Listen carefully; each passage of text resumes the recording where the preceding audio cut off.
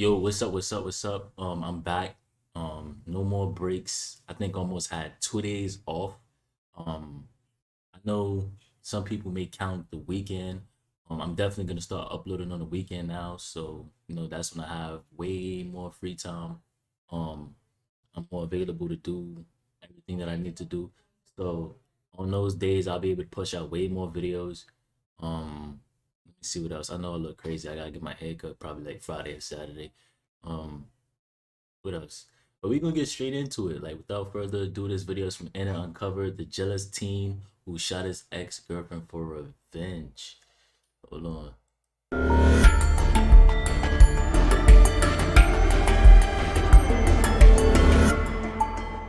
We know you were there for a fact. Straight up, Oh, we kind of got a good idea of what happened and what went down. We know she was shot inside their home. They left her to die in the street.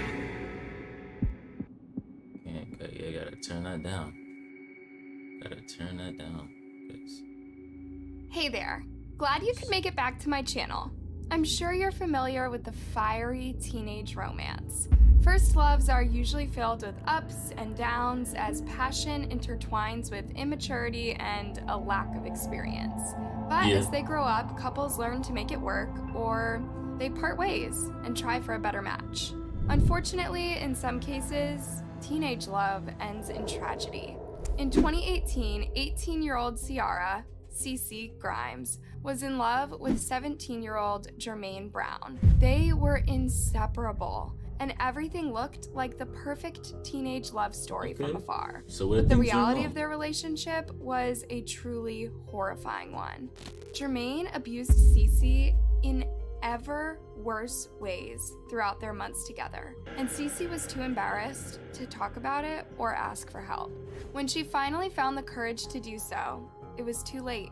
4 days after she was granted an order of police protection from her abusive ex-boyfriend, Cece was shot and killed by Jermaine. Damn. It's a senseless crime made even more tragic by the police's inability to save her. But there is so much more to this case. People covering the crime, confusion, drama, and a lot of frustration.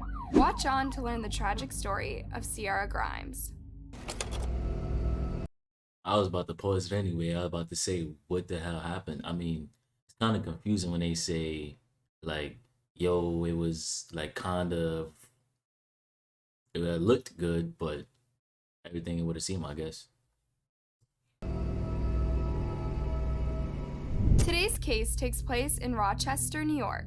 Although it's a beautiful city with an astonishing urban landscape, the crime rates in Rochester have been worrying for quite some time. As of 2021, Rochester's crime rates have surpassed those of New York City, Washington, D.C., and Chicago. And most of these crimes happen thanks to gun violence. Rochester is the third largest city in the state of New York. It has a lot of charms to it, has a lot of festivals, a lot of places to hike. But at the same time, Rochester Honestly, I didn't even know Rochester get it popping like that, if anything. has a dark component. It's one of the most dangerous cities in the entire country. It is also one of the poorest cities in the entire country. But this was not the world Ciara Grimes was brought up in. She was born on December 20th, 1999, to Erica Perez and Willie Grimes.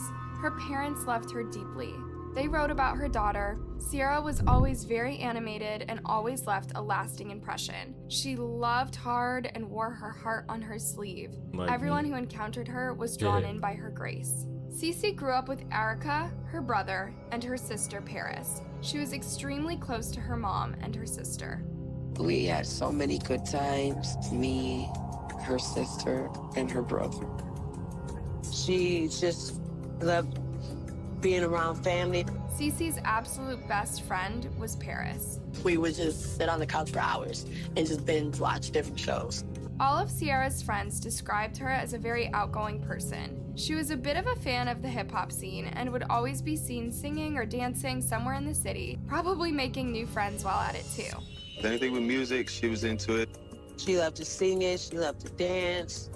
She was a people person. She's crazy and fun. Although she was young, Ciara was already a strong woman. She would always stand up for herself and be very blunt. whenever she needed to be. So when she fell in love with her 17-year-old classmate, Jermaine Brown, she let him know. He was pretty cool. Like, he was nice. I think like 14, 15 when we first was just a little fling. Cece and Jermaine had known each other since middle school, and they had been friends since then. In middle school, they just was texting on the phone.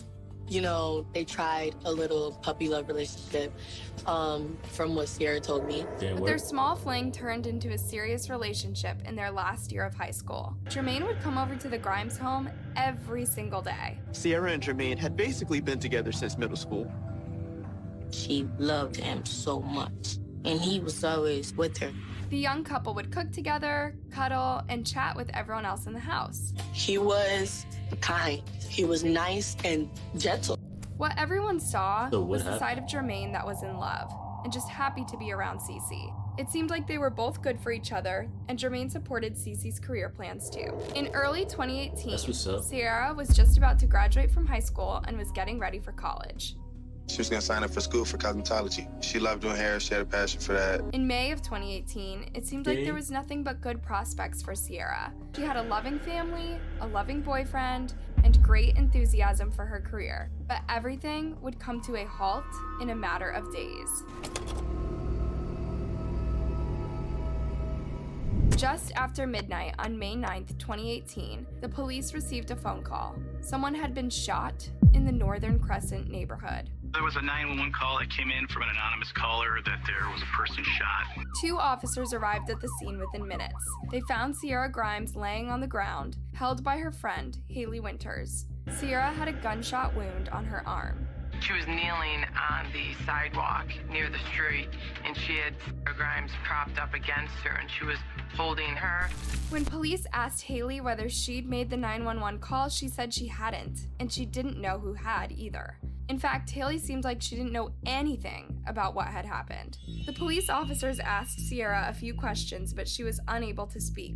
They wondered how come she was in such a bad state if she had been shot in the arm. But a closer look revealed the sad reality. The bullet had gone through Sierra's arm, straight into her chest. When the ambulance arrived, they picked up Sierra and rushed her to the hospital.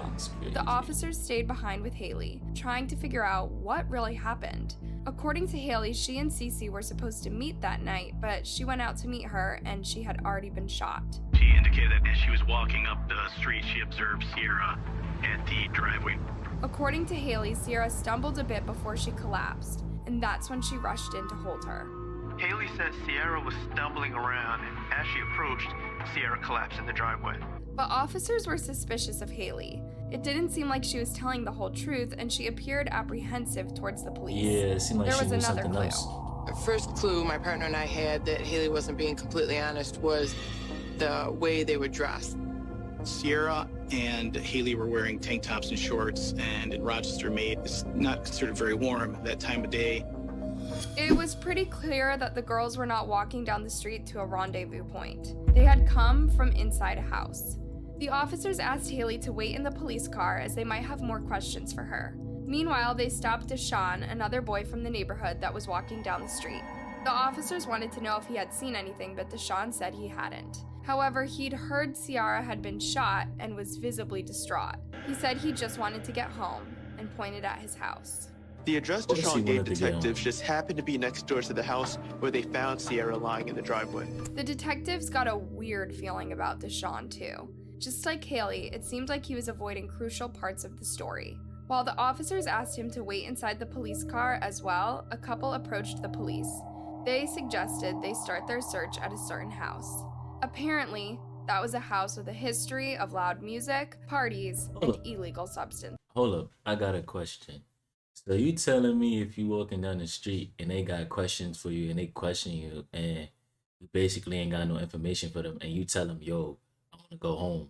Like I ain't got no, they could just tell you get in the car. I don't know. Says. I never been The arrested. neighbor indicated it was the house next door to where police found Sierra, the same house Deshaun claimed he lived in. Neighbors definitely knew of activity happening there. The minute the officers got on the house's porch, they saw blood. Then they saw someone peering at them through the curtains, but when they knocked at the door, Stupid. someone shouted at them that they're gonna need a warrant to come into the house. The detectives now knew where the shooter was. Someone was Stupid. protecting them inside this house. But the situation would reach an all-time low. At about 1:45 a.m., a call from the hospital came. Ciara died? had died. This was now officially a murder investigation. Yeah, murder investigation. When police heard the tragic news, they decided not to notify the Grimes family immediately. We wanted to have the witnesses believe that Sierra was still alive and that she would be able to communicate with us and tell us what actually happened. So it was Okay. kind of an investigative tool. The first things the detectives did was go to the neighbor across the street and ask for access to his CCTV footage. But before this, they asked him if he had seen anything when the shooting happened. He said he heard the shot, he looked out the window, and he saw a group carry Ciara outside onto the pavement. The witness said the group stood around outside for a minute and then fled. A couple males walked away from the scene, and some females went back in the house. Now, the police So it was knew like two a party things. or something? Haley was lying, and Deshawn could have been one of the males who had fled the scene. In the early morning of May 9th, the SWAT team kicked down the doors of the house. Once inside, there was nothing but silence. The ground SWAT floor team was is crazy. completely empty, and there was no sign of any people. But when the team climbed the stairs to the first floor, they noticed a closed door. When they opened it, they arrested two young women, Tamika Wilson and Tamara Stevens. The women that were in the house were escorted out by the SWAT team. As Tamika and Tamara were taken into the police station, the investigators stayed behind to search the house for clues. Soon enough, they found Ciara's ID and a letter addressed to her. But despite their efforts, they couldn't find the crime scene, not even a drop of blood. Then why was Ciara's blood on the front porch? A few minutes later, the gun was found down the road. The weapon was found a couple doors down in a driveway under a pile of leaves. As always, the gun was sent to the lab for DNA prints and to figure out whether the gun matched the bullet that had taken Ciara's life. Later that day, the officers checked the CCTV footage they had obtained from the neighbor. They identified Deshawn. I ain't trying to help nobody be a criminal, but like I ain't trying to help nobody be a criminal, but that's just like the dumbest shit ever. You hide a gun under some leaves, knowing the color don't match. The shit gonna stick out like a fucking sore thumb, and you put a gun under some leaves. That was a very bright ass idea. Haley, Tamika, Yo. Tamara, and another young man carrying Ciara down the stairs onto the pavement. Just like the neighbor had said, two young men walked away, and two young women had gone back inside. So who was the fifth person? The CCTV footage didn't have high enough resolution to zoom in and identify him this way, so the officers decided to interrogate all other four Interrogate? suspects and try to get the Interrogate. fifth through them. We confronted the witnesses with the fact that we saw the video. We know you were there for a fact. Straight up. We kind of got a good idea of what happened and what went down. We know she was shot inside the home because Listen. other people have been talking and saying stuff. The police had every suspect interviewed separately, so no one knew what the other three would say or had said. While that's usually a good interrogation technique, it didn't work on any of the four suspects. They were either saying that they didn't see anything, that they didn't know what happened, or that they were really asleep. Nah, sleep is crazy. They were very uncooperative, kind of had an anti-police attitude. But the detectives knew better than to give up. They let their suspects in the room for 4 hours, scouting for weak links. In this case, it was Haley that would talk. Well, I don't even know what to tell you guys. She was in visible distress, so Detective Dearcore took a tactful approach. Hey, we're not asking you to snitch on anyone or tell on anyone. The officers told Haley that they had seen the CCTV footage and they knew she had lied to them earlier. Finally, she decided to talk. Okay, I'm just gonna tell you guys. So, She and Ciara had gone over to the house that evening so that Ciara could meet a boy. However, Haley claimed she had no idea which boy she was meeting. Ciara went upstairs and she went to the bathroom. A few minutes later, she heard commotion and came downstairs only to find Ciara on the floor, shot. and then it was tapping her. But no one was telling Haley what happened. They were just giving her instructions to help them out. Haley was also That's tasked still to not too much describe the other information. people involved. She confirmed Deshaun, Tamika, Tamara, but the fifth suspect was still a mystery. There are 4 people besides Sierra in the video. Haley claims there were 3. So who is she protecting? Did somebody leave that we don't have in custody right now? Haley said no, but the detectives knew she was lying. They played their last card. They informed Haley that Sierra had died that night. Making Haley realize the gravity of the situation was the detectives' last hope in getting her to say the whole story. And I know you're worried about talking, but you have to realize that the people in the house treated Sierra like she was a piece of trash and just took her out of the house and threw her on the front lawn. Haley cried for a long time and said that it couldn't be true. Still, she refused to talk. She refused to say which boy Sierra was meeting that night. She insisted that she was in the bathroom when the shooting happened, and she denied knowing the 5th person. Initially, she had denied knowing anyone from the house, so her story was getting thinner and thinner. The officers left her in the interrogation room, hoping to break her down by exhaustion.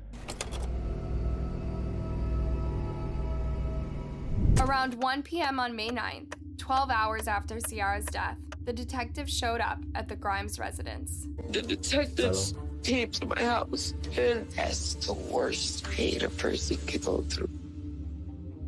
I couldn't believe it, and I just started going crazy. Like, I just started bugging out. The news that Cece had actually been dead for half a day made the whole incident even more upsetting for the Grimes. They resented the police for withholding information, even if the detectives explained it was for the investigation.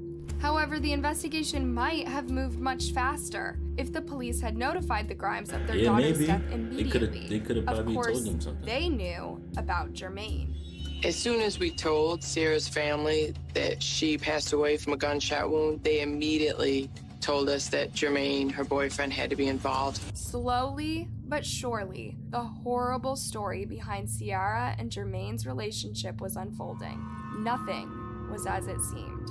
Trust me. Not a love story. It's pretty incredible to think that Jermaine Brown visited Sierra's home almost every single day in 2018, and no one saw him for what he was. He started off as a respectful, quiet boy. Well, that's not exactly true. Some of Sierra's friends saw the red flags fairly early on. He started to get really bad. Like, he was always kicked out of school. He started selling and doing things he wasn't supposed to. Throughout the last year of their relationship, Jermaine was even held in juvenile prison several times. But Cece would never lose her affection for him. She would urge her mother to take her to visit him. But as their relationship progressed, Jermaine seemed to swap his love for possession. He would spend most of his time testing Cece's devotion to him. At one point, he started cheating on her. Still, Sierra refused to break up with him. It just got worse and worse. But Sierra's family did not know the worst of it for a long time. That's right. The story is about to get even darker. Jermaine was physically abusive toward Sierra several times. However, Sierra wouldn't tell anyone. She was too embarrassed to admit she had made a wrong choice with Jermaine. She also didn't want anyone else's help. She was used to being a strong woman who knew how to defend herself. But Jermaine's horrible attitude was overwhelming, and even Cece couldn't stand up to him anymore. Slowly, the reality of the situation reached Erica's ears. One day, my mailman came and knocked on my door and told me that my daughter was being beat by him on the next street. That's when Sierra's family urged her to call it quits with Jermaine and try to stay away from him and his friends. But she was still strangely defensive of him.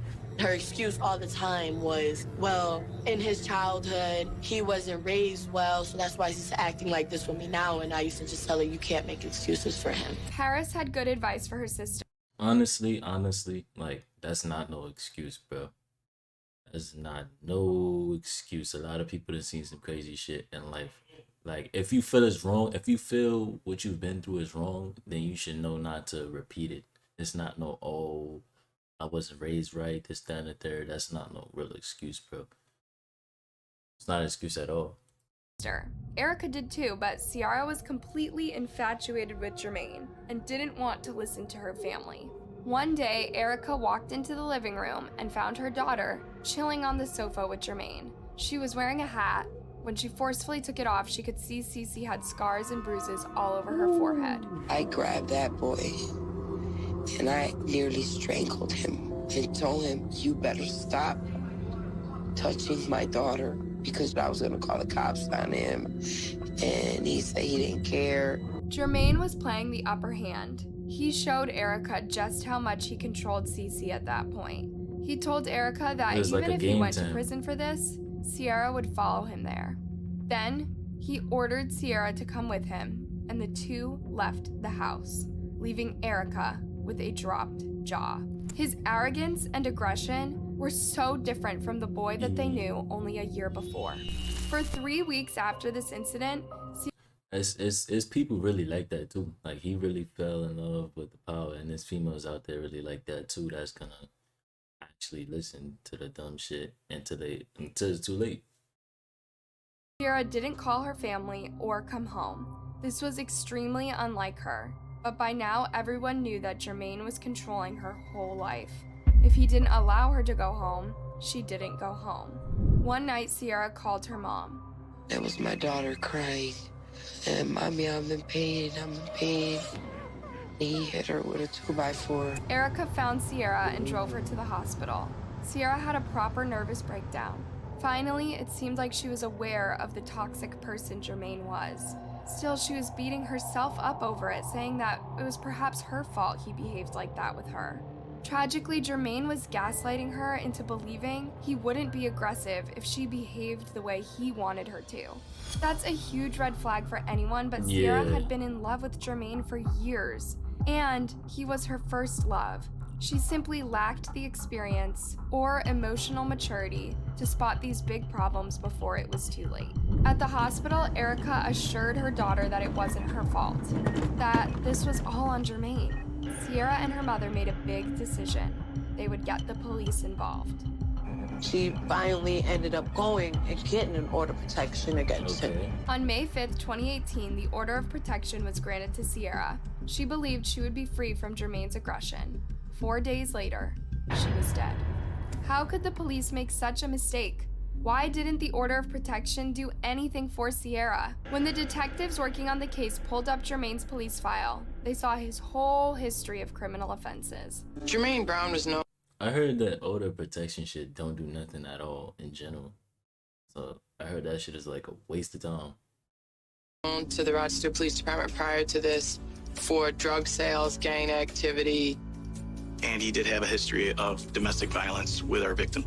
There was an active order of protection that he was supposed to stay away from her.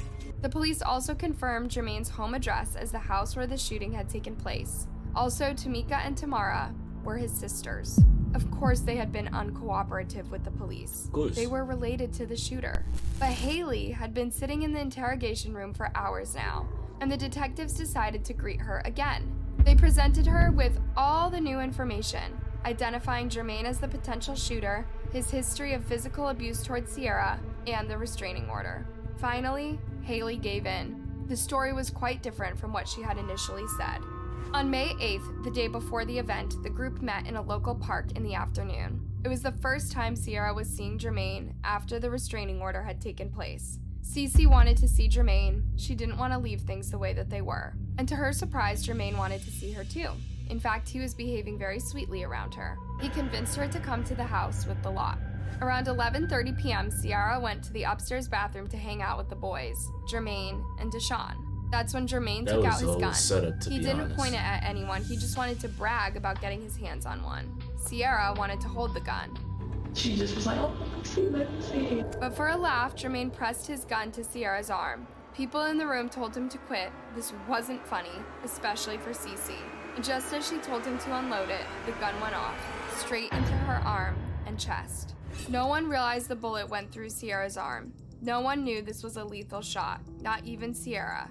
She stumbled out of the room and down the stairs. Once at the bottom of the staircase, she collapsed.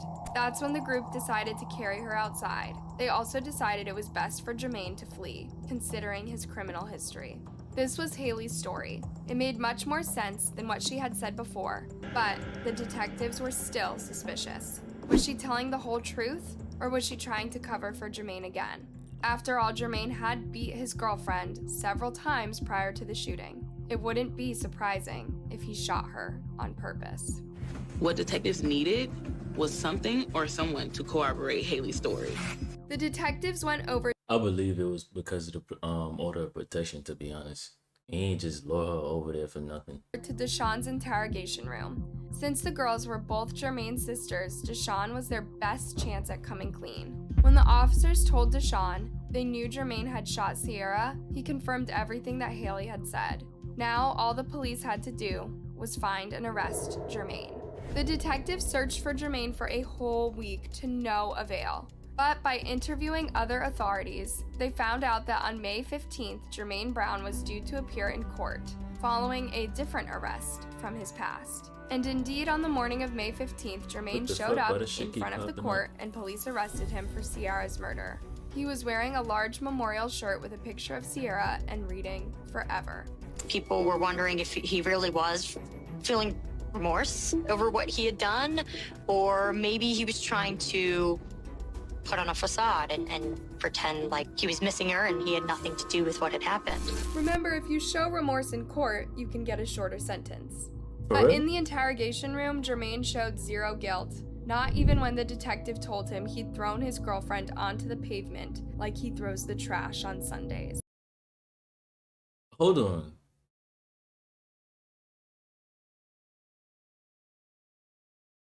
You serious? So if you start crying in the court, they gonna give you less years? Oh shit. Nigga might commit a crime or something. That was that. Let me stop. Jermaine refused to answer any questions, and during his trial, he stuck to the same story everyone else did. His gun had gone off by accident during a bad joke. He was charged with manslaughter. The definition of manslaughter is that you recklessly caused the death without intending to kill or harm. But Oh, Erica okay, doesn't agree with the okay. charge. He said they're gonna make it look like kids were playing in the house with the gun. It explains a lot, because I always wonder what was the difference between manslaughter and murder. Like, I always wonder what was the difference, because I was like, either way, the person is dead. So I always wonder, like, what's the difference? I mean, you still get around the same time for both. You still get around the same time. So The gun went off and killed her. There was nothing childish about playing with a loaded gun. And on top of this, Jermaine took out Cece and left her in the driveway. He didn't try to save her, he never called 911, and he fled as fast as he could. That's In what makes it look October bad. 2018, Jermaine pleaded guilty to manslaughter and got sentenced to 2 to 6 years in prison. The Grimes family were infuriated, but What? today they're trying to forgive Jermaine and move on, one day at a time. Erica and her family are sharing this tragic story as a warning to all the young lovers out there. Your first love is not always your right love. It's not always your true love. And it's not always love to begin with. These are words of wisdom. Don't cling to a toxic situation. Don't take Whoa. abuse from I'm anyone. Everyone deserves I'm gonna save what I gotta say for the like full ending. happiness. Thanks for watching, you guys. Before you Okay. go, don't forget to Shout out to Anna Uncovered, but 2 to 6 years. 2 to 6 years is the lightest sentence I've ever heard for manslaughter. I never even heard nobody get 2 to 6 years for manslaughter, especially when they got a prior freaking, like, they got prior arrests. I've never heard that. That's crazy. But with that being said, I'm gonna catch you on the next video. That just bust my head. 2 to 6 years is crazy. That's the lightest sentence ever. That's like a slap on the wrist. And then the family, they good, because it's about some day by day forgiving him. You never gonna get your daughter back. Forgive what? But I ain't never been in that situation, so I can't put my emotion too much in it. But that being said, if you stay to the end, I'm saying love is love. Appreciate the support. Catch you in the next video.